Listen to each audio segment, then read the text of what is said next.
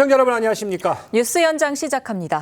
국민의힘 당권주자들이 오늘 연이어 차기 대표 출마를 선언합니다. 나경원 의원에 이어서 한동훈 전 비대위원장 그리고 원희룡 전 국토교통부 장관이 1시간 간격으로 기자회견을 열고 있는데요. 정치부 연결해서 자세히 알아보죠. 최민식 기자, 가장 먼저 나경원 의원이 나섰죠? 네, 나경원 의원은 조금 전 오후 1시 국민의힘 차기 당대표 출마를 선언했습니다.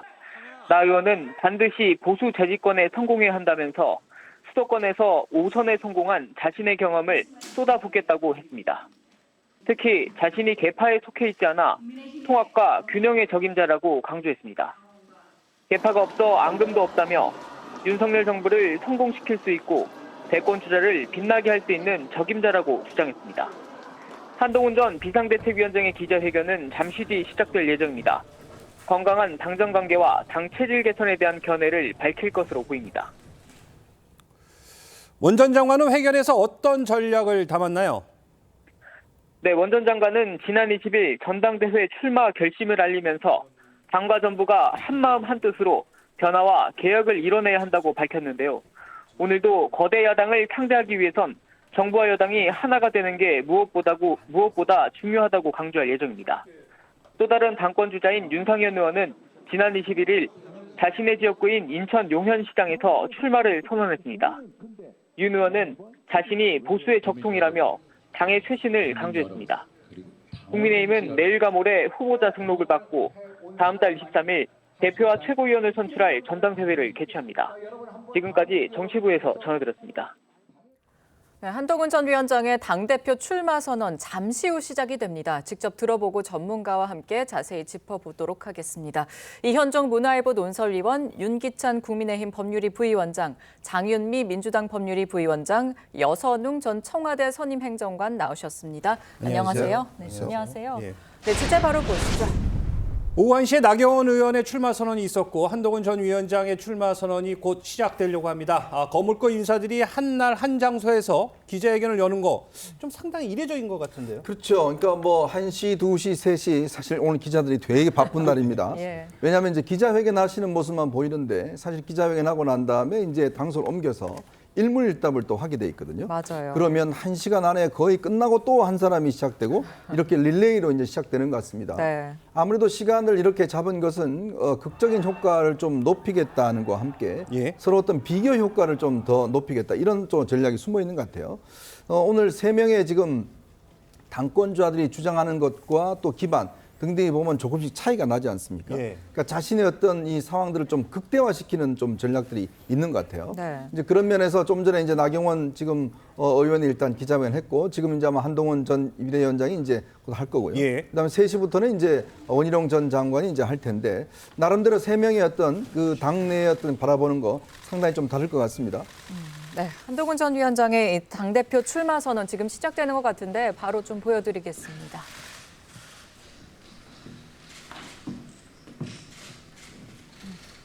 네, 준비가 되는 대로 바로 시작이 될 것 같은데요.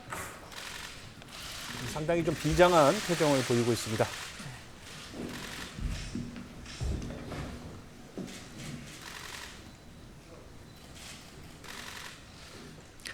사랑하는 당원 동지 여러분, 존경하는 동료 시민 여러분, 주권자 국민의 민심은 절묘하고 준엄합니다. 그토록 염원했던 총선 승리였지만 결과는 너무도 뼈아팠습니다. 오로지 저의 책임입니다. 어떻게든 제가 더 잘했어야 했습니다. 주권자 국민들께서 집권 여당과 정부를 냉혹하게 심판하면서 명령했던 것은 우리의 변화였습니다. 그런데 지금 우리는 변화하고 있습니까? 정권 심판론으로 뒤덮였던 총선 기간 내내 우리는 민심에 반응하겠다고 국민의 눈높이에 맞추겠다고 외쳤습니다. 지금 우리는 국민의 눈높이에서 민심에 반응하고 있습니까? 지난 2달은 반성과 혁신의 몸부림을 보여드렸어야 할 골든타임이었습니다.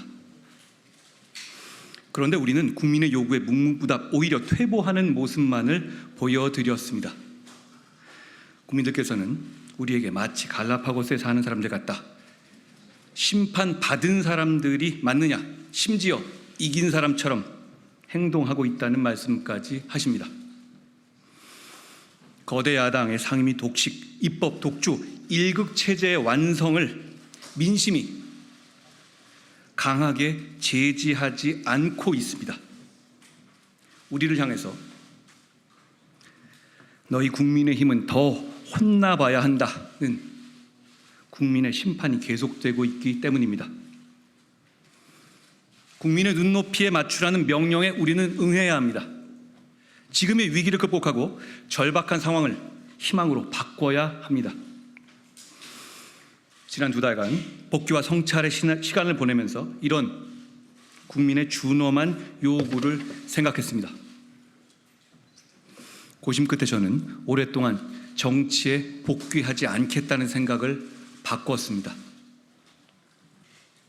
지금 시기에 국민의힘 당대표는 할 수 있는 것도 없고 죽기 딱 좋은 위험한 자리라고들 합니다. 저는 용기 내어 헌신하기로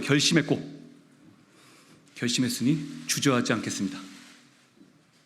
제가 총선 내내 진심을 다해서 외친 민심에 반응하고 국민의 눈높이에 맞는 국민의 힘을 만들기 위해서 모든 것을 바치는 것으로 진짜 책임을 다하려 합니다. 막힌 곳은 뚫고, 끊긴 곳은 잇고, 무너진 곳은 바로 세우겠습니다. 패배의 경험을 변화와 승리, 정권 재창출의 토양으로 삼겠습니다. 당정 관계를 수평적으로 재정립하고 실용적인 방향으로 쇄신하겠습니다.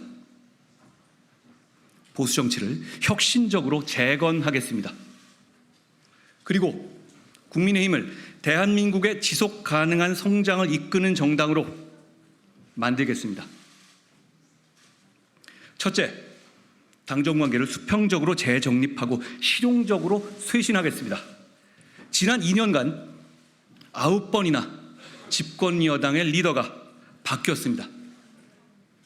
그 배경이나 과정이 무리하다고 의문을 갖고 비판하시는 국민들이 많으셨습니다. 당이 정부의 정책 방향 혹은 정무적인 결정에 대해서 합리적인 비판이나 수정 제안을 해야 할 때 그럴 엄두조차 못 내는 상황들이 반복되었습니다. 국민들과 당원들께서 실망하셨습니다. 지금 우리가 눈치 봐야 할 대상은 오로지 국민입니다. 의석수가 부족한 국민의힘이 위기를 극복하기 위한 유일한 방법은 국민의 마음을 얻는 길뿐이기 때문입니다. 당이나 정이 민심과 다른 길을 가면 한쪽에서 견고하고 단호하게 민심의 길로 견인해야 합니다. 어느 한쪽이 이끄는 대로 무조건 따르는 것이 아니라 상호 존중 속에서 치열한 토론을 통해서 해법을 찾아야 합니다. 그런 건강하고 수평적이며 실용적인 당정 관계를 대다수 국민과 지지자들, 당원들이 정말로 바라고 있습니다. 제가 그 역할을 하겠습니다. 집권 여당은 대통령실 정부와 서로 존중하고 긴밀하게 소통, 협력하면서 일해야 합니다. 다른 이유가 아니라 그래야 시너지를 내서 국민들께 더 잘 봉사할 수 있기 때문이죠. 특히 고물가와 고금리 대응, 불합리한 세제개혁, 소상공인의 자영업자 지원 등 민생경제 해결 앞에서 당정은 적극 협력하는 모습을 보이겠습니다. 당이 정부와 충실히 협력하지만 꼭 필요할 때는 합리적인 견제와 비판, 수정 제안을 하는 것도 마다하지 않겠습니다. 기준은 오로지 민심과 국민의 눈높이여야 합니다. 중요한 사안마다 그 절대적인 기준을 당정 모두가 공유하면서 협력하겠습니다. 저는 그것이 우리가 어렵게 탄생시킨 윤석열 정부를 흔들림 없이 지켜내고 정권을 재창출하는 길이라 믿습니다. 둘째, 보수 정치를 재건하고 혁신하겠습니다. 지난 총선 기간 저는 우리 보수 정치를 지지하시는 지지자들의 애국심, 유연성, 전략적 판단 능력에 놀랐고 깊이 감동했습니다. 3월 말 4월 초 정권 심판이라는 민심의 매서운 파도 아래 보수 정치가 속절없이 무너질 위기 앞에서 저희 같은 정치인들이 아니라 우리의 지지자들이 나서 주셨습니다. 부산을 비롯한 전국 각지에서 여러분이 나라를 살려주십시오 라는 참 구식처럼 보이는 저의 호소에 개헌 저지선을 지켜주셨습니다. 저는 그 절박한 상황을 함께했던 뜨거운 마음들을 잊을 수가 없습니다. 지금의 보수 정치는 지지자들이 정치인들보다 더 애국적이고 더 유연하고 더 전략적이고 더 절박합니다. 저는 우리 보수 정치인들이 더도 말고 딱 우리 지지자들만큼만 애국적이고 유연하고 전략적이고 절박해진다면 대선이든 지선이든 승리할 수 있다고 확신합니다.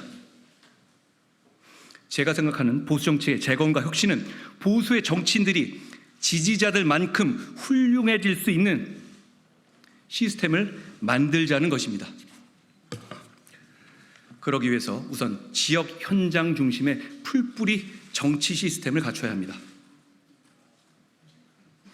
이번 선거에서 봤듯이 늘 어려울 때 나라를 지켜준 전통적인 지지자분들을 소중히 여기고 늘 감사드리는 정치를 해야 합니다. 여러분, 그분들의 지지는 당연한 것이 아닙니다. 그분들이 우리 대한민국의 지금을 만든 자부심이고 출발점이자 보루입니다.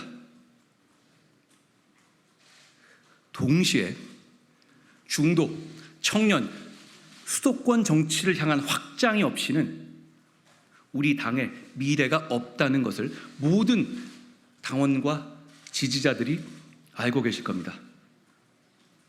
한 발은 보수의 심장인 전통 지지층에 두고 또 한 발은 수도권과 청년을 향해서 과감하게 나가야 합니다. 헬무트 콜 독일 총리는 17 나이에 보수 정당에 입당하여 체계적으로 훈련받고 보수 정당의 추천으로 작은 선거부터 나가면서 정치적으로 성장했습니다. 그리고 훗날 독일 통일이라는 대업을 달성했습니다. 마크롱 프랑스 대통령은 대학 시절 지방선거의 자원봉사자로서 정치를 시작해서 30에 공천 탈락의 고배를 마시면서 경력을 쌓았습니다. 조르지 멜로니 이탈리아 총리도 10대부터 정당 활동을 시작해서 30이 되기 전에 하원의원에 당선됐습니다. 저는 그런 길을 가지 못했지만 우리 당은 이제 콜을, 마크롱을, 멜로니를 키워내야 합니다. 우리는 지금 어떻습니까? 당선 가능성이 없는 걸 알면서도 자청해서 출마한 광주의 박은식, 연고가 없음에도 당의 요청으로 도전한 오산의 김효은 같은 젊은 인재들에게 우리 당은 자신 있게 앞으로도 생활인으로서 정치 계속하시라 이렇게 요구할 수 있습니까? 지금처럼 선거철만 되면 벼락치기식으로 청년 인재 영입해서 험지로 보내고 그 귀한 인재들을 일회용으로 사라지게 두실 겁니까? 우리가 먼저 변하지 않는다면 더 이상 경쟁력 있는 중도, 수도권, 청년 정치인들이 우리 국민의힘에 오지 않을 겁니다. 사명감과 경쟁력을 가진 수도권의 정치인들, 청년 정치인들이 우리 국민의힘을 플랫폼 삼아서 오랫동안 꿈을 펼칠 수 있는 방법은 하나가 아닐 겁니다. 저는 그 방법을 여러분과 함께 끊임없이 찾을 겁니다. 그 방법 중 하나로 저는 우리의 원외 정치 신인들이 평소에도 지역의 현장에서 민심과 지속적으로 소통하고 생활 정치를 할 수 있도록 원외 정치인들의 현장 사무실 개설 허용을 제안드립니다.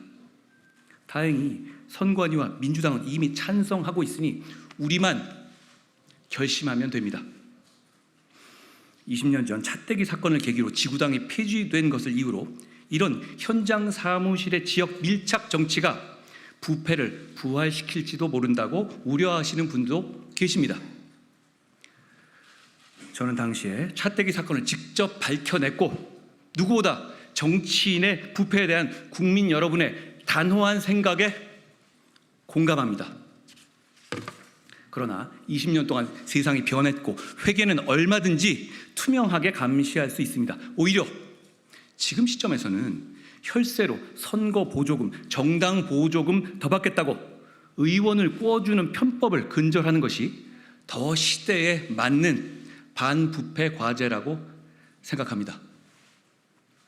현재 시스템은 현직 국회의원들과 정치 신인들을 차별하고 격차를 벌리고 있습니다. 차별이나 격차 없이 꿈과 열정만 있으면 정치할 수 있어야 참신하고 좋은 사람들이 정치에 뛰어들 것이고 그것이 곧 정치 개혁입니다. 물론 제가 총선 과정에서 제안하고 우리 모두가 약속했던 불체포 특권의 포기, 출판 기념회 정치자금 수수 금지, 금고형 이상시 세비 반납 등의 정치 개혁의 약속들도 반드시 실천되어야 합니다. 그래야만 국민들께서 우리가 정말 좋은 정치 하고 싶어 하는구나 하는 진심을 알아주실 겁니다. 정치에서 얻을 수 있는 사적인 이익과 특권을 없애면서도 정치인이 공적으로 봉사하는 것을 막는 규제는 풀어내어 우리 당을 보다 활기차고 젊은 정당으로 변화시키겠습니다. 다음으로 여의도 연구원 등 당의 정책 기능을 획기적으로 강화하여 당의 체질을 바꾸겠습니다.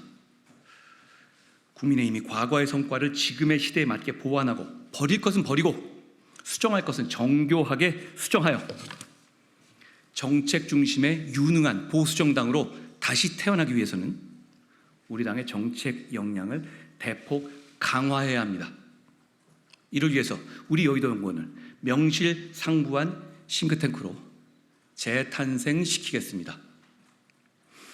아울러 여의도 연구원 자체뿐 아니라 보수 중도의 수준 높은 민간 브레인들에게 정책과 전략에 대한 아웃소싱을 활성화하겠습니다.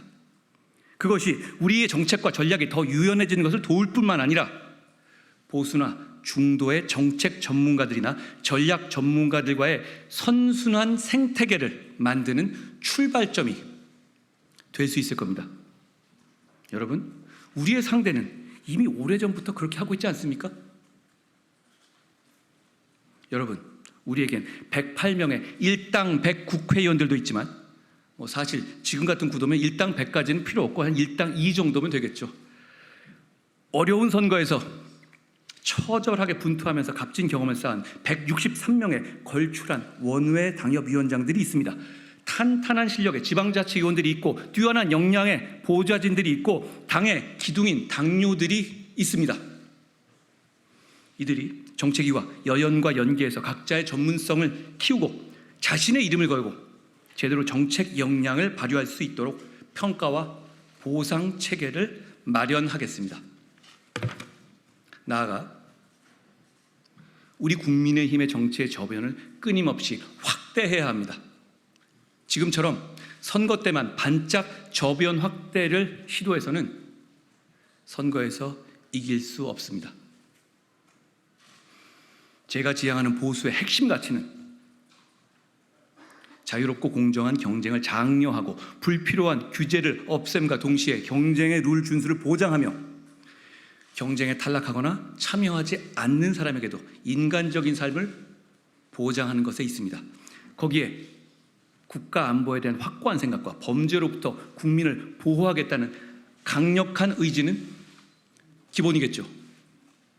자유와 자율, 공정과 경쟁을 핵심 가치로 삼되 더 나아가 공동체를 튼튼하게 지키면서 동료 시민과 연대하는 보수 정치를 저는 꿈꿉니다. 과거에 우리 당이 국민들로부터 많은 사랑을 받을 시기에는 비주류의 소장파들이 활동할 공간이 열려 있었습니다. 그러나 최근 2년간 우리 당 어땠습니까? 생각이 다른 사람들을 배제하고 낙인 찍고 공격하거나 심지어 발붙일 공간을 허용하지 않는 뺄셈의 정치를 해오지 않았는지 돌이켜 봐야 합니다.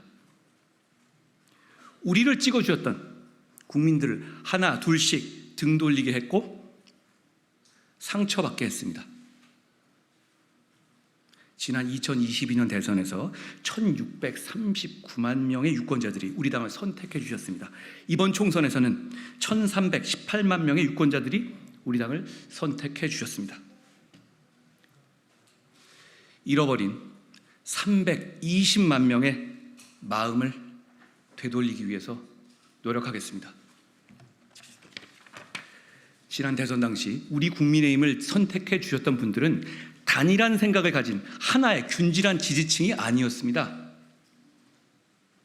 정권 교체를 위해서 애국적으로 뭉쳤던 다양한 생각과 철학을 가진 유권자들의 연합이었죠. 이 유권자 연합을 복원해야 합니다. 더 나아가서 더 많은 유권자들이 우리 국민의힘을 바라보고 선택하실 수 있게 당의 외연을 확대하겠습니다. 당대표가 되면 우리의 자유민주주의 핵심 가치를 공유하는 한 되도록 다양한 사람들이 우리와 함께 정치할 수 있도록 포용성과 유연성, 개방성을 가지고 당을 운영하겠습니다. 청년들이 미래 세대가 보수를 구태라고 오해하거나 부끄럽게 생각하지 않고 선택할 수 있도록 국민의힘이 자랑스러운 선택지가 되도록 체질을 변화시킵시다. 보수라는 긍지를 느끼게 해드립시다. 그래야만 이길 수 있습니다.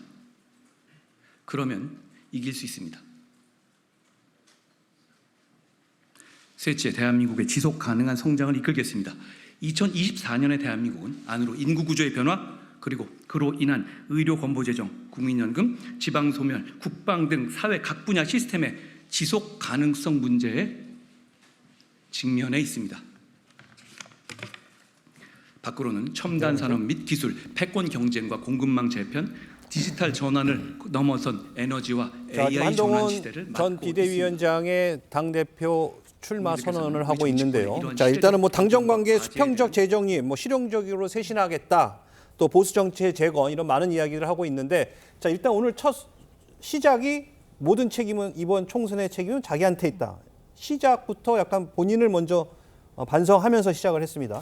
그렇죠. 가장 이제 아마 한동훈 전 위원장의 아마 이번 출마의 비판점은 총선 패배에 책임이 있는 사람이 왜 다시 나오느냐에 예. 대한 이제 문제였잖아요. 예. 이제 그 문제에 대한 이제 지적들을 처음 한 것 같습니다. 즉 총선 패배에 대한 그 경험을 살려서 다시금 당의 어떤 재건을 위해서 본인이 나서겠다라는 이야기였고요. 네. 모든 책임은 지난번 이 당시에 총선 패배했을 때 모든 책임은 나에게 있다라고 했던 것과 같은 일맥상통한 것 같고요.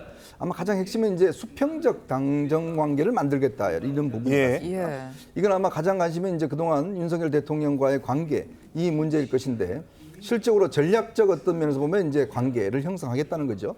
뭐 순망치한 같은 것인데 예. 뭔가 함께 할 것은 함께 하더라도 비판할 부분은 충분히 비판하겠다. 그런 점들을 오늘 강조를 한 것 같습니다. 거기에다가 특히 이제 지난 2달 동안의 과정들을 보면 당이 보수 정치가 정말 새롭게 어떤 태어나야 되는데 문제는 그런 어떤 노력들이 전혀 없었다. 그래서 이제 보수 정치를 다시 재건해야 된다는 그런 측면들이 있었고요. 그리고 앞으로 이제 국민의힘이 뭔가 당의 주도가 돼서 성장을 이끌어내겠다는 거. 아마 이런 부분을 강조한 것 같습니다. 특히 이제 이번에 원에 떨어진 분들이 많지 않습니까? 예. 그렇게 이제 본인도 이야기를 했지만 이 지구당의 어떤 부활 문제 이걸 통해서 실제로 풀뿌리 정치를 다시금 이제 활성화시켜야 된다. 지금 현재 제가 알기로는 국민의힘 원외 당협위원장이 한 160명 넘는 걸로 알고 있습니다. 예. 그들이 정치할 수 있는 공간들을 실제로 만들어주겠다라는 부분들을 아마 구체적인 어떤 제안으로 내건 것 같습니다. 저도 인상적으로 들었던 게 이 수평적으로 재정립한다 이 얘기를 할 때 정무적인 결정에 대해서 합리적 비판이나 수정을 제안할 때 그럴 엄두조차 못 내는 상황들이 계속 반복됐다 이런 언급을 했거든요. 사실 윤 대통령을 생각 안 하지 않을 수밖에 없는데 어떻게 들으셨습니까? 그러니까 바꾸지 못한 본인의 책임이다. 이 결론이 이거 같아요. 예. 그러니까 민심에 부응하지 못했고 이것은 내가 그 민심에 부응하자는 얘기를 했지만 예. 어떤 심에 붙여서 못했다. 이런 취지가 숨어 있는 것 같아서 그러니까 본인이 지금 책임이다라고 내 책임이다라고 얘기를 하셨지만 네. 결국 뭐냐면 당의 오래된 안 좋은 면 때문에 지게 됐고 그 면들 자기가 이렇게 고쳐가겠다 이런 취지의 말씀 그렇게 같아요. 들려요. 예. 그리고 당정 관계에서 여태까지 수평적 관계가 아니었기 때문에 민심에 부응하지 못했다. 뭐 이런 결론이라서 저는 개인적으로 한동훈 전 비대위원장의 그 출마 선언문 치고는 조금 부족하다라는 생각을 했던 것이 이것이 이제 본인의 대선 출마문 같은 느낌을 제가 받았어요. 그러니까 말은 내 책임이다라고 하면서 자기 책임은 하나도 설치를 안 한 느낌이 나서 예. 이것은 조금 길지만 내용이 조금 부족한 출마 선언문 아닌가라는 생각이 들어요. 개인적으로 좀 의외다라는 생각이 들고요. 네. 왜냐하면 이제 국내심이 108석 갖고 할 수 있는 일이 별로 없어요. 네. 그러니까 대통령의 거부권을 최대한 활용해서 이 국면을 벗어나야 되는 것이고 그 기간 동안에 한동훈 전 비대위원장이 당대표가 되면 이러한 면을 펼쳐서 국민의 지지율을 높여서 그 국민의 지지율을 지렛대로 삼아서 정권에 성공을 하고 그다음에 정권 재창출을 통해서 뭔가를 펼치겠다. 이런 식의 좀 단계별 어떤 계획이 나오길 저는 기대를 했는데 네. 지금 좀 긴 말씀에 사실은 본인이 어떻게 하겠다라는 내용이 숨어 있질 않다. 그러니까 저는 명확하지 않다. 백서 편찬위원장의 발표 같은 느낌을 좀 받았어요. 총선 실패 백서 편찬위원장. 그래서 조금 다른 아마 활동을 더 이어오겠지만 말씀들은 다 좋습니다. 여의도의 정책 기능을 당연히 제고해야죠. 네. 그다음에 청년 정책 활성화해야죠. 네. 그런데 여태까지 한동훈 비대위원장이 들어오셔서 청년 정치 활성화가 안 됐어요. 왜냐하면 지금 청년 정치인이 많이 들어왔지만 그럼 이전에 영입된 청년위원들 다 어디 갔습니까? 이런 식의 이게 현재 시점에서 보면 그게 본인이 그 비전을 펼치지만 역대 청년위원들이 그러면 직전의 청년위원들은 어떻게 됐느냐. 여기에 대한 분석도 안 돼 있는 거거든요. 저는 개인적으로 그래서 이 부분은 조금 더 본인이 책임성 있는 행보를 하시는 게 어떨까 개인적으로 그렇게 생각합니다. 자, 뭐 지금 얘기하셨다시피 지금 그 여당이 이제 108석밖에 되지 않지 않습니까? 그래서 어쨌든 이 한동훈 전 위원장이 당권 지금 선언문에도 아마 이 야당과의 어떤 화합 또 어떤 이런 그 메시지가 들어갈 것으로 보이는데, 자, 과연 이 문제 여와 야의 어떤 그런 상황관계 한동훈 좀 후보가 잘 할 수 있을까요? 한동훈 후보가 던지는 메시지는 총론격으로는 굉장히 그럴싸합니다. 그리고 추상적인 층위에서 보면 너무나 당연한 이야기들을 하고 계시는 것 같은데 이제 예. 강론이 문제 아니겠습니까? 국민의힘의 당대표라면요. 민주당과의 협치는 대통령께서도 마찬가지지만 선택이 아닙니다. 필수예요. 왜냐하면 국정 운영을 하려면 모든 게 입법적으로 뒷받침이 돼야 되는데 민주당 없이 단독 이렇게 입법할 수 없는 거 아니겠습니까? 그렇다면 어떻게 구체적으로 보여줄지 이렇게 말의 상찬이 아니라 그렇다면 원협상, 원구성 협상 오늘 오후에도 있는 거 아니겠습니까?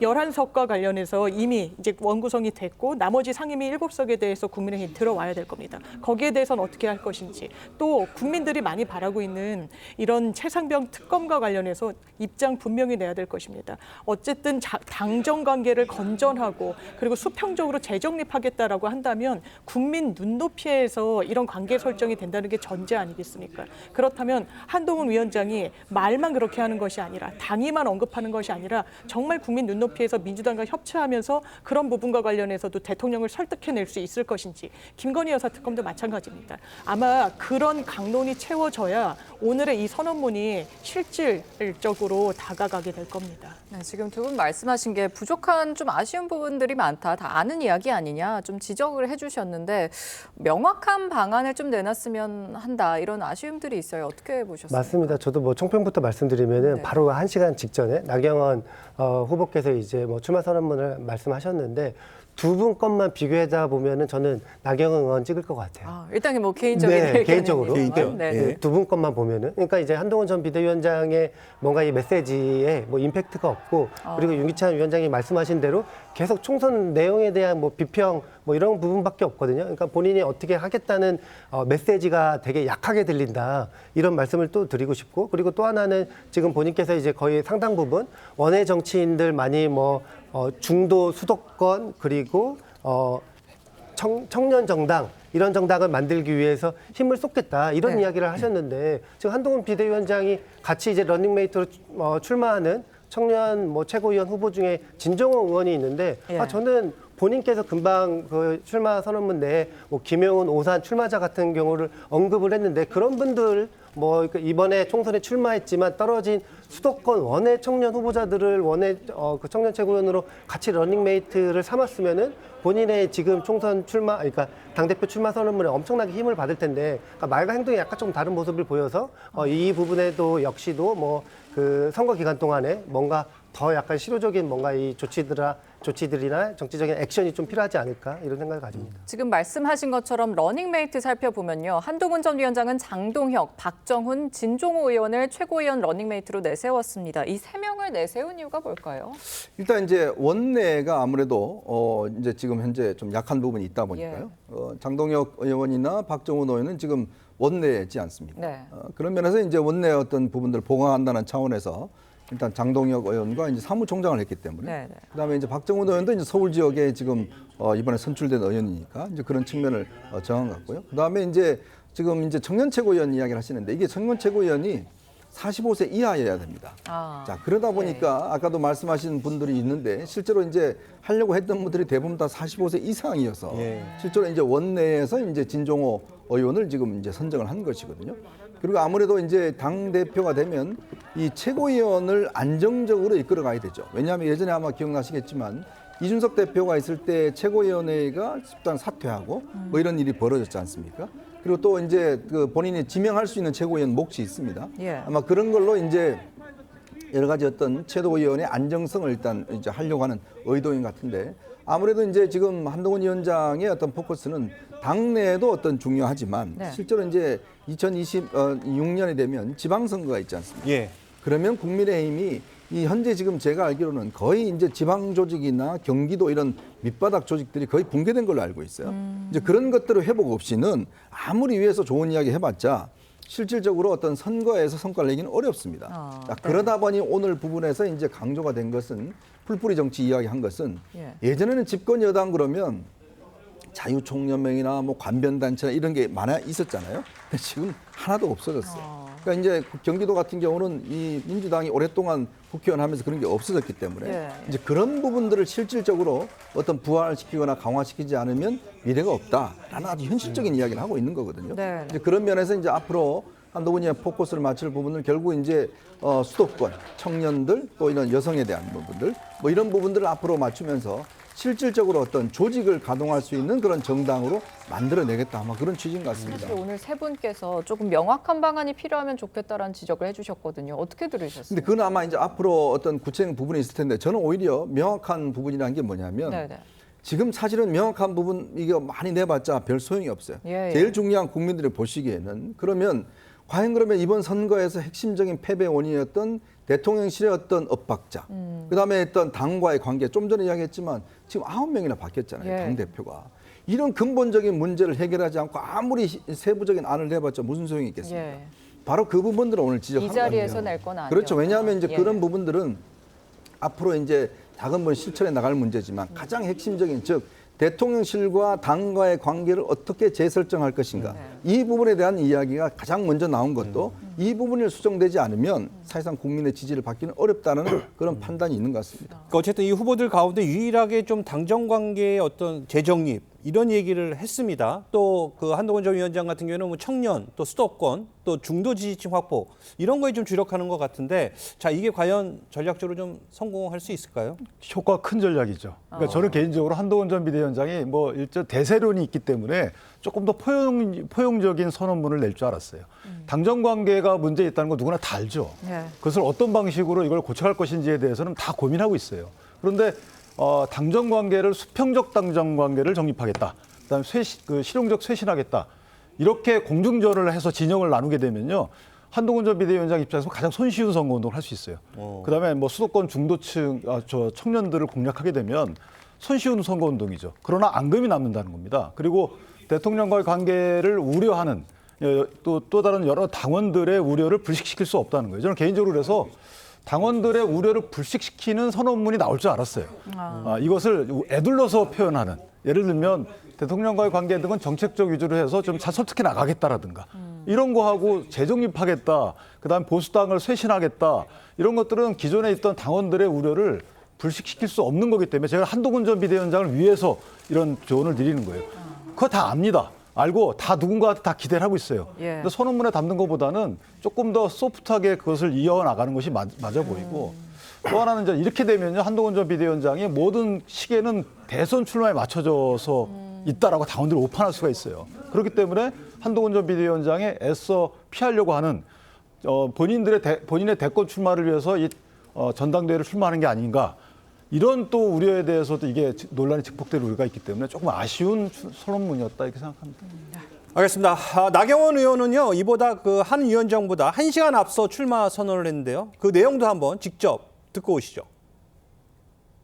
반드시 보수 재집권에 성공해야 합니다. 정말로 이길 수 있는 사람이 필요합니다. 저는 바꿀 사람, 이길 사람입니다. 총선 참패의 쓰나미 속에서도 저는 대한민국 심장부 서울 지역구를 탈환했습니다. 통쾌한 압승을 거두었습니다. 이겨본 사람만이 이길 수 있습니다. 그런 제가 진심으로 윤석열 정부를 성공시킬 수 있습니다. 조건 없이 힘과 마음을 합쳐 어려움을 극복할 것입니다. 당정 동행 밀어주고 끌어줄 것입니다. 당대표는 묵묵히 대권 주자를 빛나게 해야 합니다. 계파 없고 사심 없는 제가 그 적임자입니다. 유능한 민생 정당, 용감한 책임 정당으로 국민의힘은 완전히 새롭게 바뀔 것입니다. 네, 실제로 들었을 때 나는 계파가 없다, 이 말씀을 사실 여러 번 하셨어요. 나경원 의원은 미숙한 정치인에 맡길 수 없다, 또 보수 재집권을 강조하기도 했습니다. 전략적으로 좀 어떤 선택을 한 것 같나요? 저는 굉장히 한동훈 전 위원장의 이 출사표와 대비가 된다라고 생각합니다. 역시 정치적 경험, 구력이란 건 무시할 수 없구나. 메시지가 굉장히 선명하고요. 네네. 이겨본 사람이 이길 수 있다라고 이야기를 합니다. 한동훈 전 위원장은 이번 총선 참패 내 책임이라고 포문은 열었는데 마치 국민의힘의 현재의 상황을 지적을 하면서는 본인은 한 발 떨어져 있는 것처럼 이야기를 합니다. 네. 이른바 유체이탈 화법으로 보이는 거예요. 그런데 그 부분을 다른 당권 경쟁자들이 가만둘까요? 오늘도 바로 미숙한 사람한테 맡길 수 없다라고 그 나경원 의원도 출사표에 넣었고요. 원희룡 전 장관 조만간 이제 기자회견이 있을 텐데 최근의 워딩은 이 국민의힘의 어떤 이 역사 그리고 당원들의 지지 이런 건 사유화하면서 어떤 책임을 져야 할 때는 마치 거리를 두는 것 같은 정치 오래 할 수 없다라고 직격했습니다. 한동훈 전 위원장을 겨냥한 것이죠. 여기에 대한 대답이 최소한 오늘 명징하게 내 책임이지만 그 부분과 관련해서는 어떤 고민이 있었고 성찰이 있었고 앞으로 뭘 보완하겠다라고 이야기가 조금 더 나왔어야 되는데 너무 장황하고 메시지는 흐릿하고 이런 부분과 관련해서 예전에 정치 경험이 많은 또 이 나경원 의원과 좀 대비되는 광경이었던 것 같습니다. 그런가 하면 이 나 의원은요, 22년 전 우리 당에 들어와서 지금껏 한 번도 당을 떠난 적이 없다. 이 정통성도 강조를 했습니다. 또 특히 대구 경북 지역 등 이 또 지사들도 만나고 시장도 만나고 했습니다. 자, 이 표심 영향을 미칠까요? 일단 나경원 의원의 전략은 그런 것 같습니다. 나는 대권 주자가 아니다. 자, 그러니까 이제 대권 주자들을 빛나게 할 수 있는 이제 당권만 집중하겠다는 이제 후보다라는 부분을 이제 강조를 하는 거고요. 그리고 한 번도 이제 떠난 적이 없다. 이게 사실은 이제 국민의힘 지금 대략 권리당원이 한 80만 명이 넘는 걸로 알고 있습니다. 그 중에서 사실은 절반 가까운 수가 이제 TK 대구 경북 지역에 몰려 있거든요. 아마 그런 어떤 지지를 얻어야지만이 이번에 현실적으로 표를 많이 얻을 수 있다는 판단을 한 것 같아요. 그래서 이제 그 어떤 향수를 이제 자극하는 것 같은데 부족한 점은 그런 것 같습니다. 그렇다면 그냥 예전 해오던 방식으로 하면 될 것인가? 라는 데 대한 근본적인 저는 답을 못 주고 있는 게 아닌가. 예. 자, 기존에 있는 방식으로 했는데 결국 참패를 했잖아요. 네네. 그러면 그냥 예전에 내가 공부하는 방식으로 해서 그냥 더 열심히 하겠다라고 이야기를 하면 과연 성적이 올라갈까요? 그런 부분에 대한 뭔가 어떤 새로운 접근 방식, 지금 왜냐하면 국민의힘은 그냥 그저 그렇게 잘하는 것보다는 뭔가 새로운 방식의 어떤 잘하는 게 필요하거든요. 근데 그게 없으면 사실은 어떤 당의 어떤 국민들에서 새로운 어떤 신선함을 느끼기 어렵지 않겠습니까? 그런데 나는 어떤 개파가 없고 나는 그냥 당권 주자고 그다음에 뭐 TK에도 어전하고 이게 이제 전통적인 어떤 선거운동 방식이거든요. 근데 거기에 플러스 2%가 과연 있는가에 대한 이제 좀 의문점들, 뭐 그걸 아마 좀 풀어야 될 것 같습니다. 자, 좀 전에 뭐 말씀해 주셨는데, 자, 이 나 의원은 이 대선 출마와 관련해서 입장을 밝혔습니다. 자, 뭐라고 했는지 내용 한번 듣고 오시죠. 지금 당이 너무 어렵고 당은 정말 절체절명의 위기라고 생각을 합니다. 그래서 저 나경원은 대선에 출마하지 않기로 했습니다. 그리고 이번 당대표를 맡아서 우리 정당을 정말 제대로 바꾸고 그래서 2027년 대선에서 반드시 이길 수 있는 정당의 기초를 만들겠다는 말씀을 드립니다. 실질적으로 당대표가 대선 주자가 맡을 경우에 결국은 이 사심으로 인해서 사심이 공심보다 앞설 수밖에 없다. 결국 당 운영이라든지 이런 부분에 있어서 여러 가지 우려사항이 많다는 부분을 다시 한번 말씀드립니다. 네, 들으신 대로 나경원 의원 대선에 출마하지 않겠다고 했습니다. 정통성을 또 강조하고 있고 그런데 지금 이현정 위원님께서 새로운 접근 방식이 필요한데 또 그거에 대한 뭐 기존대로 하면 되겠냐 이런 지적을 해주셨거든요. 어떻게 지금 들으셨어요? 이제 국민의힘이 위기인 건 맞는데 네. 예를 들어 선거가 코앞에 있다거나 아니면 뭐 대선 경선 기간이라든가 저는 그럴 경우에는 용산 대통령과 선을 긋거나 아니면은 조금 더 파격적이고 혁신적인 방법이 필요하다고 봐요. 근데 지금 대통령 임기가 이제 3년이나 남았기 때문에 저는 지금 여당의 당대표 후보라면은 성공한 대통령 만들겠다. 대통령 성공시키겠다. 이런 메시지가 나와야 정상적이라고 봅니다. 자연스럽고요. 근데 이제 뭐 나경원 의원 같은 경우에는 지금 뭐 비윤, 친윤의 약간 중간지대로 뭔가 컨셉을 잡은 것 같고 없다고 했죠. 예, 개파가 없고 그렇게 잡은 것 같고 뭐 한동훈 전 비대위원장은 확실하게 이제 건강한 당정 관계를 넘어서서 수평적인 당정 관계 만들겠다고 이제 말씀하셨기 때문에 확실히 이제 선을 긋는 듯한 이런 느낌이 조금 있을 것 같고요. 저는 나경원 의원이 지금 방금 이제 대선 출마하지 않겠다 이런 이야기가 오히려 진짜로 본인이 이야기한 사심 없이 당 지지율 그리고 뭐 대통령의 국정 지지율을 끌어올리는데 집중하겠다 이런 목소리로 또 들리거든요. 그렇기 때문에 저는 뭐 나경원 의원 메시지가 뭐 오늘 또 하필 이제 그 당대표 후보들이 다 이제 출마 선언을 하기 때문에 다른 후보들과도 약간 좀 대비가 된다 이런 말씀을 드리고 싶습니다. 원희룡 전 장관도 잠시 뒤 이제 3시에 또 출마 선언을 하는데 자, 뭐 한때 이 나경원 의원과의 연대 가능성 이런 얘기도 나왔었지만 지금은 가능성이 굉장히 적어 보이는데 자, 나경원 의원, 원희룡 후보와의 관계 어떤 전략, 어떤 포지션을 취해야 될까요? 일단 나경원 의원 입장에서 보면 친윤 표가 소위 친윤이라고 평가받는 표가 원희룡 장관과 한동훈 전 비대위원장 쪽으로 나뉘길 바라겠죠. 오히려 그런 식의 본인은 이제 독립적 공간을 확보하려고 할 텐데 방금 말씀 주신 것처럼 사실은 구체성이 좀 떨어져요. 그러니까 이게 정당이라는 것이 뭔가 실체가 꾸준히 진행되는 것은 아니거든요. 정당의 사무처 직원 빼놓고는 사실 컨텐츠가 수시로 바뀝니다. 그래서 정당의 공천이 가장 중요한 거고 공천에 관련해서 어떻게 하겠다라는 안들이 지금은 없어요. 이게 지금 뭐 정당의 시스템 말씀 많이 하시지만 사실 정당의 시스템이 함축적으로 나오는 것이 공천 결과입니다. 그러니까 공천에 실패하면 선거에 지는 것이고 그럼 선거에서 뭐 국회도 장악 못하는 것이고 그래서 대통령도 배출 못하는 것이기 때문에 정당이 할 수 있는 일이 없어요. 중앙당의 역할이 그겁니다. 또 하나는 중앙당의 역할은 당의 정책 방향을 결정하는 거예요. 저는 이 두 가지가 가장 중요하다고 봅니다. 근데 이 두 가지에 대해서 두 분 다 얘기를 안 하고 계세요.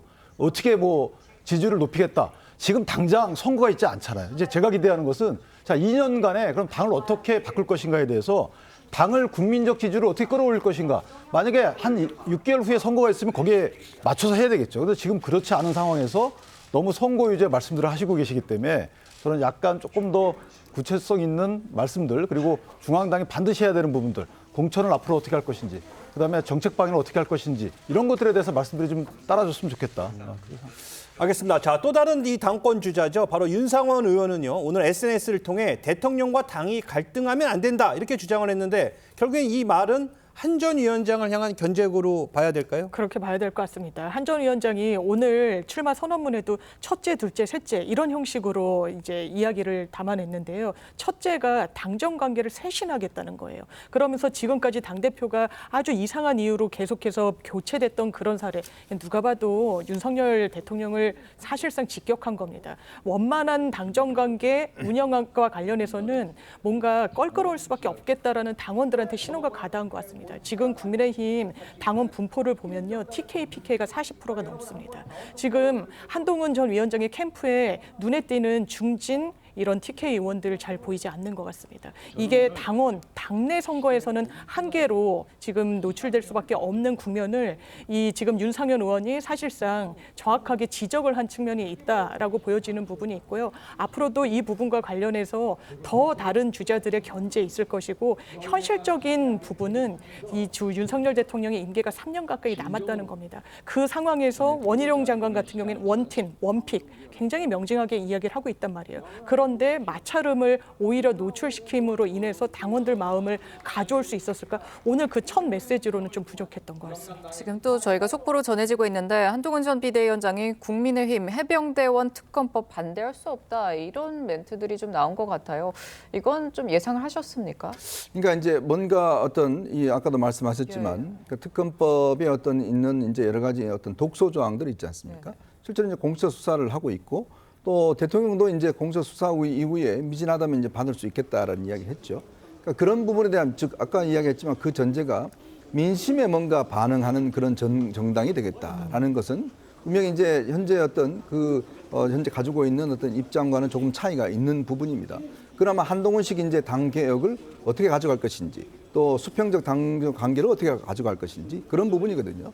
자, 근데 보시면 알겠지만 예를 들어서 지금 대통령 인기가 높고 당인기가 높으면 저는 당정일체 가야 되죠. 상처 그렇지 않습니까? 그런데 당정일체를 가기를 원하는 게 뭘까요? 저는 민주당이라 보거든요. 왜냐? 지금 이 상태로 그냥 계속 가면 그냥 계속 20%예요. 대통령 지지율은. 근데 이게 뭔가 변화가 있어야 되지 않습니까? 그러면 대통령이 하는 일이 과연 그러면 지금까지 모든 게 다 옳았느냐? 그 아마 판단을 국민들 하실 거란 말입니다. 그러면 여기서 어떻게 그럼 당의 목소리를 전달하고 새롭게 견인할 수 있을 것인가? 지난 총선 과정에 나왔지만 자 R&D 예산 축소 그러다가 또 정반대로 바뀌었지 않습니까? 자 그런 것들을 그냥 당이 대통령이 하면 옳다라고 다 쫓아간다고 그러면 예전에 어떤 이 집권 여당이 박근혜 정부 시절에 박근혜 대통령이 뭔가 하면 당 그냥 거의 따라가는 그럼 결국 어떻게 됐습니까? 탄핵이란 정말 잊을 수 없는 일을 당면했지 않습니까? 그렇다면 지금의 상황들은 그냥 그저 당청이 그냥 우리가 잡음 없이 함께 하는 게 좋다. 잡음 없어야 된다 3년 동안. 잡음 없으면 잘 될까요? 잡음이 없으면 그냥 대통령 지지율과 당 지지율이 올라갈까요? 그 잡음이란 게 뭔가 그냥 대통령이 원하면 따라가는 게 잡음이 있는 게 아니라 실제로 국민들이 원하는 쪽으로 따라가야지만이 뭔가 당이 전체 인기를 얻을 거 아니겠습니까? 그러니까 그런 부분들을 근본적인 문제를 저는 던지는 게 아닌가 싶습니다. 제가 하나만 보태면 저도 동의합니다. 이현중 의원님 말씀에 동의하는데 문제는 그 방식이에요. 이게 우리가 고위당정회의 왜 합니까? 그러니까 정책과 관련돼서 당의 입장을 내고 정부의 입장을 듣고 조율하는 거잖아요. 자 이렇게 공식적 기구에서 조율을 하든가 아니면 비공개적으로 조율하면 될 일을 만약에 서로들 자기 정치적인 어떤 입장 제고를 위해서 이걸 공개적으로 한다든가 그다음에 SNS를 통해서 한다든가 이런 것이 문제인 거예요. 그래서 저는 개인적으로 얼마든지 이견이 있을 수 있죠. 그리고 정부의 정책이 잘못될 수 있습니다. 오히려 당이 이끌고 가야 된다는 생각을 저도 합니다. 그런데 그것이 고위당정회의 등 공식적인 기구를 통해서 뭔가 조율되고 안 되게 되면 또 대통령 찾아가서 또 얘기해보고 이런 식으로 해서 뭔가 국민이 불안하지 않는 방식의 당정관계 재정립을 해야 되는 것이지 이걸 마치 뭐 본인들의 입지 확보를 위해서 공개적으로 엇박자를 놓는다. 이런 개념의 당정관계 재정비라 그러면 문제가 있다. 네, 그렇게 봅니다. 근데 참 그게 이상적이에요. 근데 그렇게 당연히 그러면 다 원하는 건 됐지만 그게 안 되잖아요. 왜 안 되겠습니까? 결국은 지금까지 했던 것은 저 대통령실이 하면 따라와. 수직적 관계를 했기 때문에 결국 이런 거 아닌가요? 그러니까 결국은 그게 안 되기 때문에 결국은 대표가 교체가 되고 뭐 해왔지 않습니까? 저는 그래서 이제 대통령실도 현실을 인정하고 좀 변화가 있어야 된다. 우리는 옳고 우리는 다 안 변하니까 너네만 변해. 이렇게 가다가는 사실은 고민할 수밖에 없거든요. 자, 기자회견에서 또 이 김건희 여사에 대한 질문도 나왔었는데요. 특검 도입, 김건희 특검 도입에 대해서는 아직 검토할 단계는 아니다. 수사를 좀 더 지켜봐야 된다. 이렇게 얘기를 했거든요. 요거는 좀 약간 또 거리감을 좀 두는 것 같아요. 그러니까 김건희 여사에 대한 검찰 수사는 그러니까 네. 최상병 같은 경우는 아무래도 정치권에 좀 뜨거운 이슈가 되고 있는 상황이고, 그러니까 저는 개인적으로 약간의 그 거리를 뒀다고 봐요. 김건희 특검에 대해서는 조금 본인이 좀 턴다운 시키고, 최상병 특검에 대해서는 아마 그런 원론적인 말씀하신 것 같은데, 최상병 특검에 대해서도 한동훈 전 비대위원장 입장에서 보면 원론적인 말을 한 거라고 봅니다. 예를 들면 이것이 만약에 최상병 특검이 원하는 바는 진상규명이잖아요. 예. 진상규명에는 찬성을 하지만 민주당이 추구하는 바처럼 대통령의 탄핵을 위한 정략적 목표다. 이건 반대하겠다. 이런 식의 아마 그 말씀이 함축되어 있는 것이 아닌가라는 생각을 하고, 그러니까 김건희 특검의 경우에도 마찬가지입니다. 이게 수사에서 결론이 나고 나서 그다음 미진하면은 특검 추진 여부에 대해서 그 다음에 논의할 대상이다. 뭐 이렇게 보는 게 아닌가 싶습니다. 네, 지금 또 대통령과의 관계, 또 김건희 여사의 특검 관련해서도 질의응답이 계속 이어지고 있는데요. 저희가 잠깐 다시 좀 보여드리겠습니다. 어떻게 대응할 것인가에 관한 전략적인 문제입니다. 그러니까 너나 저나 뭐 나 대표나 이런 분들의 뭐 개인적인 정치 커리어상 어떨까? 저는 그런 거 생각하지 않습니다. 그 시점에서 제가 정말로 이길 수 있는 후보라고 국민들이 생각하실 수도 있고 아닐 수도 있습니다. 다른 분이 있을 수도 있고요. 그리고 그게 그 시점에서 된 대표들 중에서 좀 꿈을 크게 가지셔야 될 것 같아요. 나 대표님은. 그분도 열심히 하고 좋은 정치 하시면 국민들한테 평가받아서 대선 후보로 국민들이 정말로 그 희망이 그분한테 모일 수도 있는 거 아니에요? 그랬을 땐 그분은 나와야 되는 겁니다. 저는 그렇게 생각합니다. 그럼 또 아까 뭐라고 하시죠? 우리는 어차피 108석의 소수 정당입니다. 원내만으로 할 수 있는 것 제한되어 있습니다. 대신 168명의 훌륭한 원내 위원장들도 계시죠. 우리는 한데 뭉쳐서 가야 하는 겁니다. 원내 기준으로만 얘기한다는 건 좀 아니라는 생각이고요. 그리고 나 대표님이야말로 원외로 출마하셨지 않았나요? 제 기억에? 2번이나 시도하신 거 아니에요? 저는 제가 그걸 잘못했다는 얘기는 아닙니다. 그리고 그동안에 원내에서 당대표를 하셨던 경우에 어떤 대단하게 그러지 않았던 경우보다 더 좋은 성과들이 많았나? 그 부분을 한번 보면 꼭 그렇지는 않을 것 같아요. 중요한 건 우리 당이 지금의 이런 위기 상황에서 민심에 부응하고 변화할 수 있고 그걸 이끌어갈 수 있는 당대표가 누구냐라는 점을 기준으로 판단하셔야 된다고 생각합니다. 그리고 지금 원내로 들어가신 108명들, 나 의원님 포함해서 제가 다 열심히 띄워준 분들 아닙니까? 저와 함께 국회에 가신 분들입니다. 저와 충분히 팀워크를 잘 맞출 수 있습니다. 자, 지금 뭐 한동훈 후보가 지금 굉장히 평상시와 다른 모습으로 좀 굉장히 좀 역동적으로 얘기를 하고 있는데, 자, 문제는 관건은 한동훈 전 위원장의 1차 투표가 과연 과반 득표를 할 수 있느냐. 그렇지 않고 만약에 결선 투표까지 가면 또 어떻게 될지 모른다. 이런 전망들이 많이 있거든요. 짧게 어떻게 뭐 1차 투표로 끝날 것 같습니까? 아니면 결선 투표 갈 겁니까? 아니면 또 이변이 나올 수 있다고 생각하십니까? 저는 개인적으로 1차 투표를 끝내는 전략은 아닌 것 같아요. 왜냐하면 아까 제가 말씀드린 대로 공중전에서 지금 이제 다른 호소 방법을 취했단 말이죠. 대통령실과의 각을 피하지 않는. 그렇게 되면 당원들 입장에서 보면 처음에 전폭적 지지를 해주긴 쉽지 않아요. 그럼에도 불구하고 본인의 대선 때의 시계를 맞춰놓고 그때 다른 말을 안 하도록 거기에 맞춰 가겠다라는 취지로 저는 이해를 했습니다. 그러니까 한동훈 전 비대위원장 입장에서도 뭐 어느 것이 옳지 모르겠지만 이게 결선까지 나는 감행하겠다. 그러면서 본인의 대선 행보를 위해서 일관성 있는 뭐 정책 추진이나 언행을 하겠다. 이런 취지로 저는 읽혀져서 그렇다면 결선까지 갈 확률이 조금 더 높아진 게 아닌가 이렇게 생각합니다. 네. 알겠습니다. 자, 다음 주제도 한번 가보도록 하겠습니다. 자, 지금 국민의힘 전당대회 대선 주자급 인물들이 등판하면서 지금 분위기가 이렇게 뜨겁게 고조되고 있는 반면에, 자, 민주당은 흥행에는 다소 좀 거리가 있어 보인다. 흥행에는 좀 실패했다. 이런 얘기가 나오고 있거든요. 뭐 흥행을 하려고 했었는가요? 모르겠습니다만은 예. 이미 뭐 정해진 대로 움직이는 거 아니겠습니까? 그러니까 연임을 한다는 것부터 사실은 흥행이라는 걸 포기한 것이죠. 그렇기 때문에 뭐 결국은 추대 대회 저는 그렇게 갈 걸로 봅니다. 그것이 뭐 지금 민주당이 해오고 있는 쭉 전형적인 흐름에 대해서 지금 특히 박찬대 원내대표 선출 때부터 네. 그때는 그런 조짐들이 보여왔다는 생각이 들거든요. 왜냐하면 그때 경쟁자들이 잇따라서 다 이제 뭐 포기를 했지 않습니까? 예. 그 이유는 지금의 민주당을 어떤 감싸고 있는 전체적인 분위기가 결국은 이제 이재명 대표로 계속적으로 가야 된다라는 그런 분위기. 그리고 이미 지난 공천 과정에서 사실상 목소리를 낼 수 있는 뭐 반명이라든지 그다음에 비명이라 이런 분들은 다 거의 대부분 다 탈락이 됐기 때문에 더 이상 당내에서 목소리를 낼 수 있는 분이 없어요. 근데 저는 이게 이재명 대표가 지금 하고 있는 전략이 저는 결정적 패착이 될 수 있다는 생각이 드는 게요. 예. 모든 것은 그렇습니다. 선거라는 게 하나의 민주주의의 가장 중요한 기제잖아요. 예. 거기서 어떤 면에서 보면 리더십이 나오고 거기서 통해서 뭔가 흥행이 되고 집중도가 높아지는 거거든요. 그러니까 그래서 역대로부터 이 민주주의의 가장 꽃은 바로 이 선거라는 이야기 나옵니다. 근데 만약에 이런 식으로 가게 된다면 점점 더 이재명 대표에 대한 충성도는 높아질 거예요. 뭐 소위 아버지까지 이야기 나오지 않습니까? 예, 예. 그렇게 되는데 이제 국민들의 시각에서 봐야 되는 거예요. 결국 국민들 입장에서 볼 때는 저 당은 변화가 없네. 저 당은 왜 저렇게 어떤 이 민심에 민감하지 못하지? 라는 부분들을 느낄 거예요.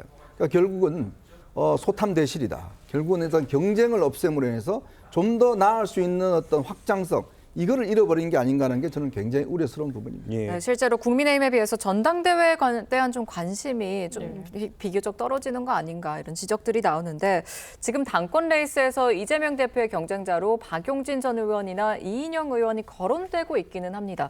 그런데 지금 뭐 출마 의사를 밝힌 거는 아니고요. 이 이유는 좀 뭐라고 보십니까? 여러 후보군들이 있었죠. 뭐 네. 김부겸 전 총리가 준비를 한다. 뭐 임종석 전 실장도 뭐 출마할 수 있다. 그렇지만 아마 안 하는 쪽으로 기운 것 같습니다. 하나는 지적해 주신 대로 연임을 했을 때는 정치적으로 이 국민들이 느끼실 피로도 이런 부분도 당연하지만 고민을 해야 될 겁니다. 그런데 이 구체적인 대항마가 나와 있지 않은 부분도 있고요. 이인영 의원 같은 경우에는 386의 맏형으로서 이게 그냥 1급 체제로 그리고 이제 단일 후보 추대 형식으로 가는 데 대한 제동을 걸어야 민주당의 어쨌든 민주성이 이제 좀 회복되는 거 아니냐라는 문제의식 속에 출마를 저울질하고 있는 것으로 보입니다.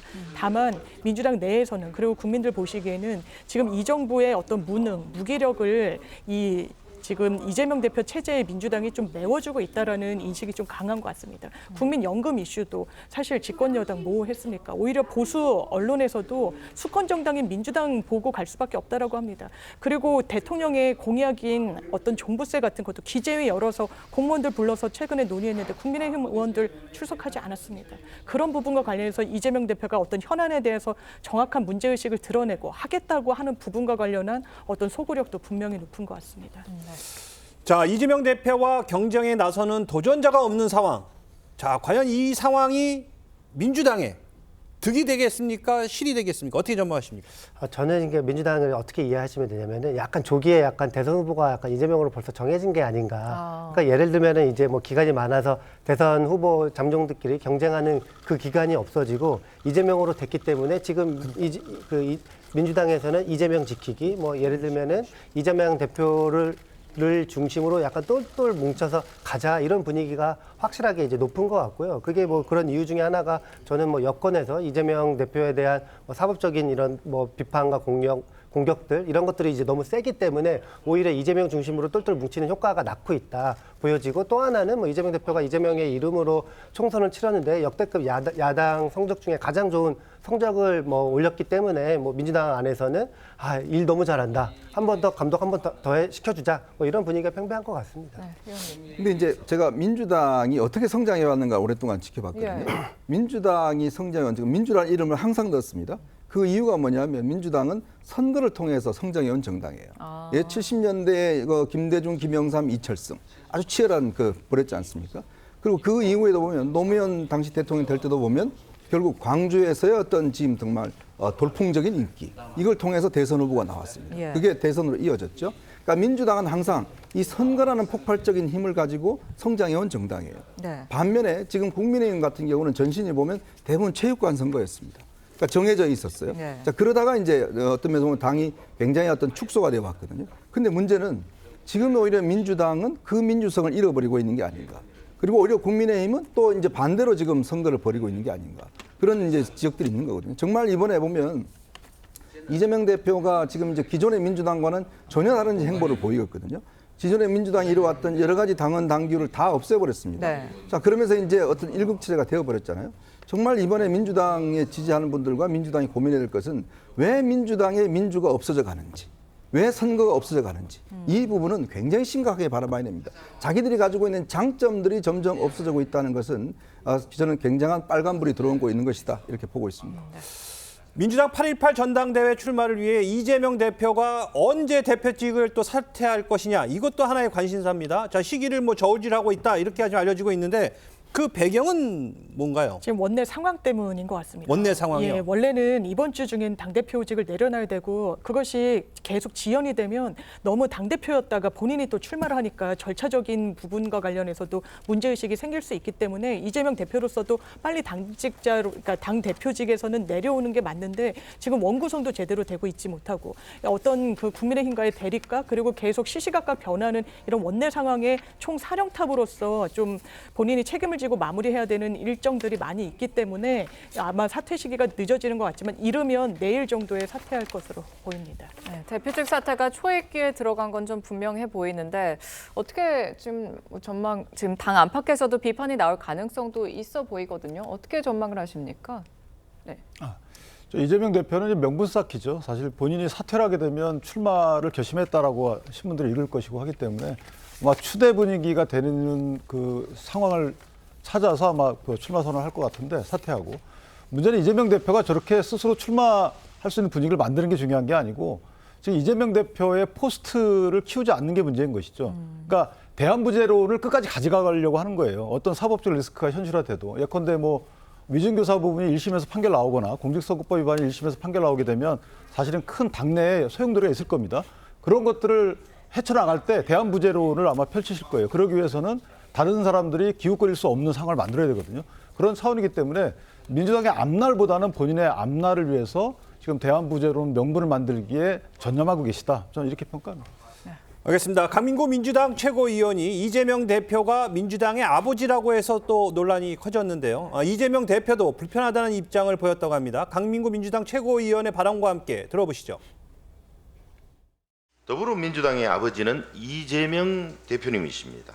집안의 큰 어른으로서 이재명 대표님께서는 총선 직후부터 영남민주당의 발전과 전진에 계속 관심을 가져주셨습니다. 이재명 대표도 좀 불편하셨죠. 그 표현이나 이런 게 저한테 제발 그러지 말라고 좀 말려달라 이렇게 따로 이야기를 하셨죠. 지나치게 이렇게 국민들이 공감하지 못할 그런 표현을 쓰지 않도록 지나친 표현은 좀 자제하도록 좀 잘 말려달라. 자, 뭐 들으신 것처럼 이재명 대표도 그런 말은 좀 말려달라 이런 불편한 심기를 드러냈다고 합니다. 이재명 대표 본인도 이재명 1극 체제, 득과 실이 함께 있다는 것을 잘 알고 있는 것 같아요. 그렇죠. 점점 이제 저렇게 되어가는 분위기. 그러니까 그게 이제 저는 문제인 것 같아요. 네네. 왜냐하면 전날 저 자리에서 지금 강민구 최고위원만 이야기한 게 아니라 정청래 최고위원도 이재명 시대다라는 이야기를 했습니다. 아마 본인도 준비한 멘트 같은데. 근데 뭐 아버지가 나오니까 더 이상 뭐 시대는 다 감춰버렸죠. 네. 그러니까 그만큼 점점 더 에스컬레이트가 되는 거예요. 이제 아버지가 나왔으면 할아버지 나와야 되나? 뭐 이런 농담까지 나올 정도로 이게 이런 분위기, 뭔가 좀 더 충성하는 그런 분위기. 예전에 우리가 봤지 않습니까? 독재 정권 때 보면 누가 한 사람이 이런 이야기하면 이제 한 사람이 더 심한 이야기를 하고 점점 권력에 가깝게 되는 이게 이제 견제와 균형이 상실한 내부 시스템 때문에 이런 거거든요. 네네. 그 사람한테 문제가 물론 있죠. 그렇지만 이렇게 만들어내는 분위기, 원내대표도 내가 원하는 사람이면 될 수 있고 뭐 등등 이렇게 만들어내면 뭐 있는 사람들 다 한마디씩 하지 않겠습니까?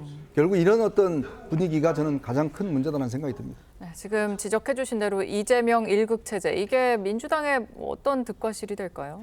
예, 제가 좀 전에 이제 뭐 그 대선 후보 이런 이야기를 약간 비유를 들었는데 네네. 그러니까 이제 대선 후보가 정해지면은 그 대선 후보 중심으로 뭉치잖아요. 네. 근데 지금 민주당 같은 경우에는 뭐 당권 주자도 그렇고 대권 주자도 뚜렷하게 이재명 대표에 맞설 이런 상대가 없어요. 그러니까 이제 당내에서는 그 지지층들이 또 당원들이 이재명 대표 중심으로 일단은 뭐 대선까지 가자 약간 이런 분위기가 있는 것 같아요. 그러니까 그런 분위기 상에서 뭐 이재명 대표를 보호하고 아니면 뭐 이재명 지키기에 나서고 이런 흐름들이 쭉 있는 것 같은데요. 근데 이것이 문제라면은 지금 강민구 최고위원의 발언 같은 게 문제인 거죠. 그러니까 이재명 대표가 안정적으로 그리고 통합적으로 강력한 리더십을 행사할 수 있다는 건 장점인데 강민구 최고위원처럼 저게 뭐 아부수성 발언도 아니고 이재명 대표한테 실제로 도움도 되지 않는 저런 발언들이 나오면은 오히려 뭐 밑에서 충성 경쟁이 나오고 이 충성 경쟁 속에서는 오히려 바른말 하거나 아니면 합리적인 목소리들이 안 나올 가능성이 있기 때문에 거기에 대해서는 굉장히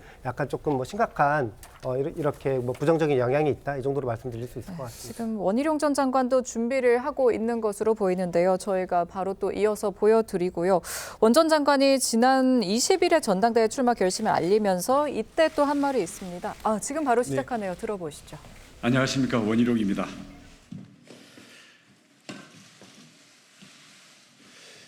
이러다가 다 죽습니다. 마지막 기회일지 모릅니다.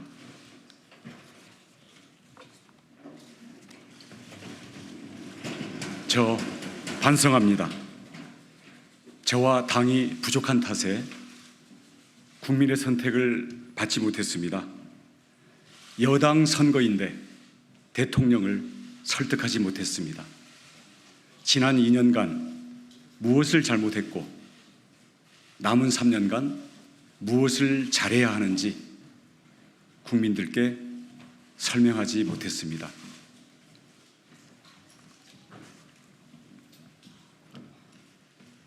책임지겠습니다. 윤석열 정부는 우리 모두 함께 만든 정부입니다. 저는 경선의 경쟁자였지만 대선 공약을 책임졌고 경제부처 장관으로서 국정에 참여했습니다. 윤석열 정부가 성공해야 정권을 재창출할 수 있습니다. 무도한 세력에 맞서서 대한민국을 지켜낼 수 있습니다. 윤석열 정부의 성공, 제가 책임지겠습니다. 신뢰가 있어야 당정 관계를 바로 세울 수 있습니다. 저는 대통령과 신뢰가 있습니다. 당심과 민심을 대통령께 가감없이 전달하겠습니다. 이를 위해 레드팀을 만들겠습니다. 레드팀이 취합한 생생한 민심을 제가 직접 대통령께 전달하겠습니다. 그리고 그 결과를 국민들께 직접 보고드리겠습니다. 소통하겠습니다. 많이 듣겠습니다. 활발하게 소통하는 살아 숨쉬는 정당을 만들겠습니다. 민주당은 의석수를 무기로 국회의 오랜 전통과 관행을 짓밟고 있습니다. 야당의 폭주 정면 돌파하겠습니다. 협치는 하지만 무릎 꿇지 않겠습니다.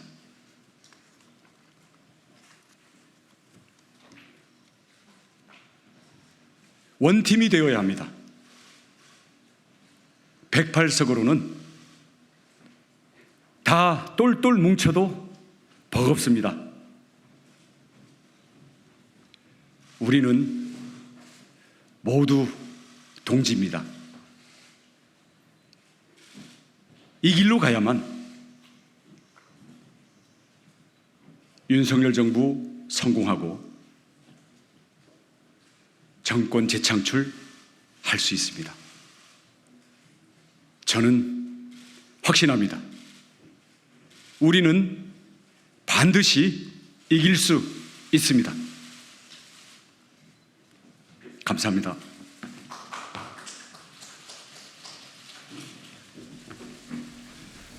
자, 역시 원희룡 후보도 신뢰 바탕으로 당정 관계를 재정립하겠다. 협치는 하겠지만 무릎 꿇지는 않겠다. 그리고 원팀을 강조를 했습니다. 약간 어떻게 보면은 한동훈 전 위원장과 비슷하지만 좀 약간 결이 다른 것 같거든요. 어떻게 보셨습니까? 그래서 좀 일단 굉장히 짧게 했고 특히 이제 대통령과의 어떤 신뢰관계 이런 걸 이야기를 했습니다. 물론 레드 팀을 하면서 등등 이제 어떤 쓴소리를 하겠다고 이야기했지만 근본적으로는 이제 윤석열 대통령과 함께 당정 일치라는 어떤 그런 프레임을 이야기를 한 것 같아요. 그것이 아마 이제 지금 좀 전에 좀 기했던 한동훈 전 위원장과는 좀 차별성이 있는 부분이고 특히 이제 나경원 지금 후보와도 조금 어떤 차별성이 있는 부분들. 그렇다면 이제 세 명의 오늘 색깔이 다 드러났죠. 나경원 후보는 본인은 이제 대선 나가지 않고 아무 개파에서 하지 않겠다. 또 이제 지금 한동훈 위원장은 본인은 수평적 당청 관계를 만들어내겠다. 지금 이제 원희룡 전 장관은 신뢰관계를 가지고 뭔가 당정 일치를 이뤄내겠다. 뭐 이런 어떤 구별점이 있는 것 같습니다. 네. 알겠습니다. 지금 또 이쪽에서도 얘기 들어봐야 될 것 같은데 야당의 독주 정면 돌파하겠다. 무릎 꿇지 않겠다. 이거 들으셨을 때 어땠습니까? 현실 인식에 동의하기가 어렵죠. 민주당 없이 대통령의 국정 운영 기조 입법적으로 뒷받침할 수 없습니다. 그런데 정면 돌파를 어떻게 하겠다는 겁니까? 정치적 수사에 불과하다. 아쉽습니다. 네. 알겠습니다. 패널 분들과는 여기서 인사드리겠습니다. 감사합니다. 감사합니다. 감사합니다. 의과대학 교수단체와 시도의회 등 각 의료계 조직이 모인 범의료계 협의체가 어제 첫 회의를 열었습니다. 의협특별위원회는 의정협의에 참여할 의사가 있다며 대화 의지를 보였는데요. 취재기자 연결해서 자세히 알아보죠. 박재훈 기자, 의정 갈등이 새 국면을 맞은 겁니까? 네, 어제 오후 대한의사협회 회관에서 올바른 의료를 위한 특별위원회의 첫 회의가 열렸습니다. 2시간 반 정도 회의를 한 올특위는 정부의 태도 변화를 지켜보겠다면서 의정협의에 참여할 의사가 있다고 밝혔습니다. 조건은 붙었습니다. 25학년도 의대 정원을 논의해야 한다는 건데요.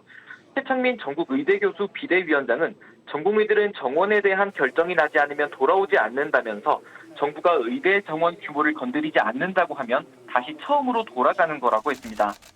하지만 앞서 정부는 25학년도 의대 정원은 이미 정해졌다고 수차례 밝힌 바 있습니다. 또 지난달 말 25학년도 대입 전형 시행계획도 공개된 만큼 이를 되돌리기는 사실상 불가능합니다. 전공의와 의대생이 올특위에 참여하지 않고 있는 점도 변수입니다. 전체 14명 위원 중 전공의와 의대생 몫인 5명은 어제 회의에 참석하지 않았습니다. 의료계의 휴진 계획도 아직은 큰 변화가 없습니다. 서울의대 교수들은 이틀 전 무기한 휴진 방침을 철회했지만 연세대 의대 교수들은 오는 27일부터 무기한 휴진을, 울산대 의대 교수들은 내달 4일부터 일주일 이상 휴진을 하겠다고 밝힌 이후 아직 그대로입니다. 올특위 역시 이미 정해진 휴진 계획은 존중한다는 입장입니다. 사회정책부에서 전해드렸습니다. 계속해서 사건 사고 소식 짚어보도록 하겠습니다. 네, 이현정 문화일보 논설위원 계속해서 함께 해주시고 하재근 사회문화평론가 새로 모셨습니다. 안녕하세요. 안녕하세요. 네. 자, 요즘 제 핸드폰에도 보면요, 이 주식 투자 이 권유하는 스팸 문자가 굉장히 많아졌거든요. 네. 그러다 보니까 이게 혹시 내 정보가 어디에 유출된 건 아닌지 또 이게 범죄에 쓰이는 건 아닌지 걱정이 많거든요. 예, 저도 그런 메시지를 종종 받고 있는데 네. 지금 그런 스팸 메시지 일종의 그게 올해 5월 달까지 1억 6천만 건이 넘는다고 합니다. 와. 그게 작년에랑 비교를 해보면 작년 숫자의 절반을 이미 넘어선 것이고 이번 달만 봤을 때는 지난달 대비 40%가 폭증한 거라고 하는 거예요. 이러한 번호가 어디서 나온 거냐에 대해서 지금 경찰이 수사하고 있는데 일부 문자 중개 회사들이 수십 곳이 해킹을 당했다고 하기도 하고 그래요? 또 업체 회원 정보가 사고 팔고 이런 매매가 되기도 했다고 하고 또 우리가 차량을 세울 때 왜 차주 전화번호를 알리는 경우가 있잖아요. 네네. 그 전화번호를 수집해서 스팸 메시지를 보내는 경우도 있다고 합니다. 지금 유출 경로는 어느 정도 밝혀졌는데 이 정보를 판매한 사람이 누군지 실제로 이 스팸 문자에 활용이 됐는지 이게 조사가 이루어져야 될 것 같아요. 그거를 지금 경찰이 조사하고 있는 건데 아직 예. 결과가 안 나온 거예요. 네. 아직까지 알려진 게 제가 방금 말씀드렸던 것처럼 이제 문자중개 재판매 회사들이 해킹을 당했다더라. 그리고 또 일부 업체들이 회원 정보를 사고 팔았다더라. 또 자동차에 붙어 있는 차주 연락처 이거를 수입해서 조심해야겠네요. 스팸 메시지를 보낸다. 요렇게까지만 지금까지 알려지고 있습니다. 네. 자, 이어서 다음 소식도 한번 짚어보도록 하겠습니다. 요즘 말이죠, 이 도심에서 비둘기 못지않게 또 쉽게 볼 수 있는 게 까마귀입니다. 이게 사실 예전에 까마귀는 산에나 가야나 볼 수 있는데 요새는 도심에 볼 수 있는데 이 까마귀 때문에 정전사고가 자주 일어난다고요? 까마귀가 전선을 공격해서 그래요? 정전사고가 벌어진다는 거예요. 네네. 이달 13일에도 부산에서 연제구에 배전반이 폭발을 해가지고 까마귀 때문에 예. 500가구가 정전되고 그런 일이 있었는데 한국전력 조사에 따르면 2021년부터 3년 동안 까마귀로 인해서 추정되는 정전사고가 103건이 발생했다고 합니다. 지금 까마귀가 또 사람까지 공격을 한다 이런 말까지 나오는데 특별히 요즘 공격성이 커지고 늘어난 이유가 있나요? 이게 아마 전문가들 따르면 4월에서 6월이 이제 산란기라고 그래요. 그러니까 뭔가 어떤 이 산란기고 또 이제 이 공격성이 이때가 굉장히 높아지는 시기라고 합니다. 네, 그리고 자기들 어떤 보호 본능도 커지고 말이죠. 이제 그렇게 이제 공격을 하는 거예요. 요즘 다니다 보면 정말 개인적인 이렇게 공격하나 특히 어린아이들한테 공격하는 부분이 있고요. 제 지인 같은 경우도 이제 골프장 가면 카트 같은 데 있지 않습니까? 조심하고 거기에 가죠. 먹을 거 다 들고 가고 돈도 막 집어간다고 돈도 집어가고 키도 또 가져가고 아유, 네. 뭐 이런 일까지 벌어진다고 그래요. 그러니까 굉장히 위험한 지금 시기여서 어쨌건 이런 걸 당하시면 빨리 하여튼 건물이나 이런 데로 피하시는 게 저는 상책이라는 생각이 듭니다. 네, 지금 길을 걷는데 그럼 까마귀가 갑자기 공격을 한다. 그럼 어떻게 해야 되는 겁니까? 일단 이제 까마귀를 너무 자극하면 안 되고 네. 빨리 피해서 방금 말씀하신 것처럼 건물 안으로 들어가는 게 좋은데 네. 그래도 까마귀가 계속 달려들 수 있으니까 그렇네요, 지금 그거를 보니까. 뿌리치기 위해서는 양산이나 우산 같은 거 작은 거라도 휴대하고 다니면서 까마귀를 막는 것이 좋겠다 이런 이야기가 나오고 있습니다. 계속해서 다음 소식도 한번 살펴보도록 하겠습니다. 운전을 하다 보면 예기치 못한 일들이 벌어지곤 하는데요. 17개월 아기가 타고 있던 차량이 전복되는 사고가 있었는데 어떻게 됐는지 영상 먼저 보고 오시죠.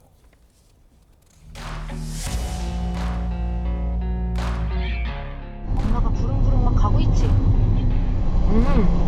어머. 살려주세요. 제발 살려주세요.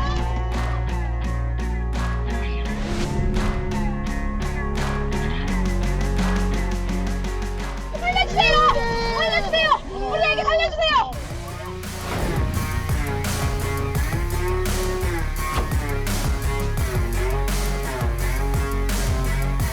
나오세요 이쪽으로.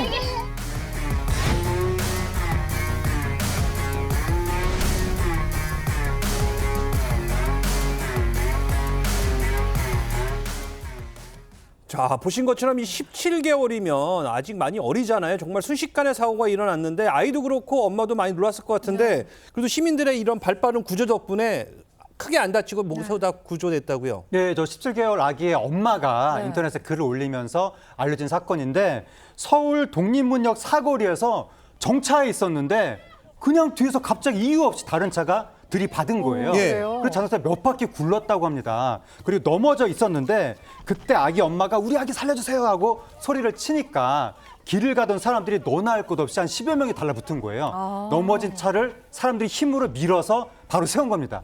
그래서 아기하고 엄마를 다 구해줬는데 그 시민들에 대해서 영웅이다 이렇게 막 찬사가 쏟아지니까 그렇네요. 그때 달려들었던 시민 중에 한 명이 그 상황이었다면 누구나 그렇게 했을 것이다. 나도 모르게 몸이 먼저 움직였을 것이고 대단히 칭찬받을 일을 한 것은 아니었다라고 얘기하면서 아이와 아이 엄마의 쾌유를 빈다. 이렇게 이야기하게 됐습니다. 네. 알겠습니다. 두 분과는 여기서 인사 나누겠습니다. 수고하셨습니다. 감사합니다. 감사합니다.